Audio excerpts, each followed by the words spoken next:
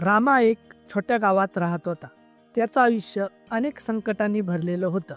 एके दिवशी त्याला एक साधू महाराज भेटले. साधूने त्याला एक मणी दिला आणि सांगितले, ही देवीची कृपा आहे, याचा लोकांच्या भल्यासाठी वापर. रवीने गरजवंतांसाठी मणीचा वापर केला. काही दिवसात गाव संपूर्ण सुखी झाले. एक दिवस अचानक मणी अदृश्य झाले. रवी निराश झाला, परंतु सर्व गावकऱ्यांनी त्याला दिलासा दिला. त्यांनी सांगितले, तुझ्या चांगुलपणामुळे आमचे जीवन सुखी झाले. तेव्हा रवीला समजलं, खरी संपत्ती मनी नव्हे, तर त्याच्या मनात असणारे प्रेम आणि सेवा होती. त्या दिवसापासून तो लोकांची सेवा करायला लागला.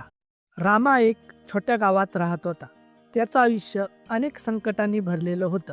एके दिवशी त्याला एक साधू महाराज भेटले. साधूने त्याला एक मणी दिला आणि सांगितले, ही देवीची कृपा आहे, याचा लोकांच्या भल्यासाठी वापर. रवीने गरजवंतांसाठी मणीचा वापर केला.